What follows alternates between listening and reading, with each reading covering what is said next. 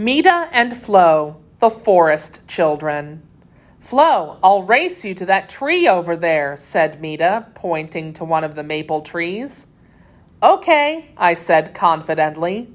I was one of the fastest runners among the girls of my age in our village.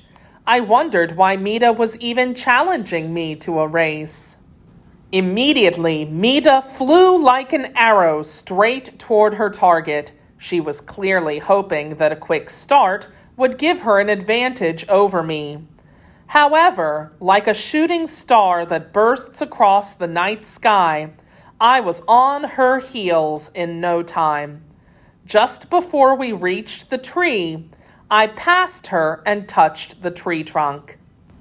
I won, I exclaimed. You're pretty fast, though, Meda, I admitted.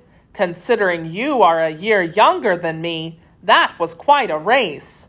Yes, this time next year when we return to the maple tree forest, I'll be able to beat you, Meda said confidently, while at the same time grinning at me. Flo and Meda raced to a large maple tree. I grinned back. I'll still be a year older than you, I said, rising to the challenge. I know, you'll always be that. But I have a feeling that this time next year I'll be taller than you, she replied as if she were stating a fact. Well, we'll see about that, I replied as I eyed her feet. They were already bigger than mine, and she was only a thumb size shorter than me. I couldn't help thinking that she might be right, but I wasn't going to admit it. This was my favorite time of year by far. It was the time of year when the eagles built their spring nests. The chickadees made their strange, eerie call in the early morning. The snow was melting all around, and tree buds were emerging daily. This was also the time of year when my family, along with my uncles and aunts and their children, set up camp in the maple tree forest. We did this every year at the beginning of spring. We left our summer and winter village and returned to our camp in the forest.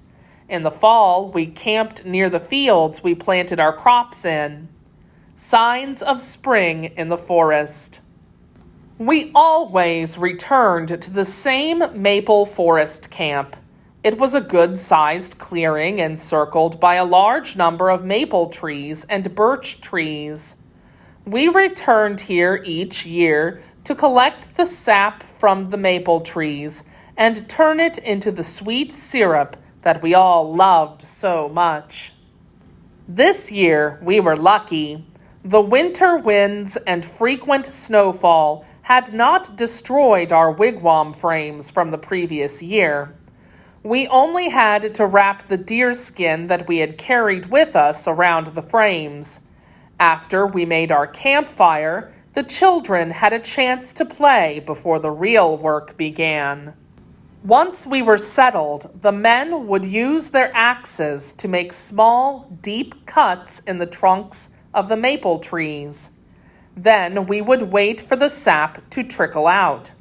As it did, the women and children would funnel the sap into birch baskets or clay pots. We used curved pieces of cedar wood or hollowed-out sumac stems as funnels. Everyone in the camp works to tap and cook maple syrup. Sap from the maple tree looks like water when it first trickles out from inside the tree. Once the sap is collected, my mother and aunts cook it in a clay pot.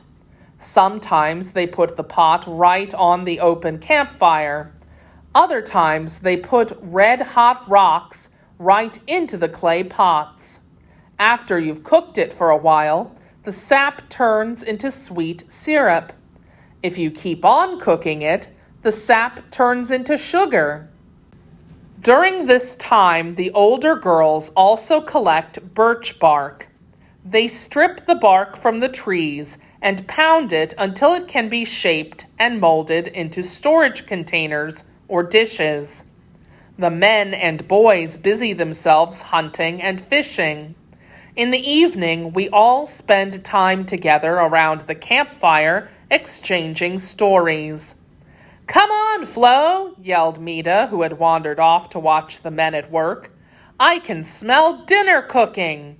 She was right. The succulent smell of deer meat wafted up into the crisp evening air. Race you back, I announced. This time I took off like an arrow shot from my father's bow. Meda and Flo race back to the camp.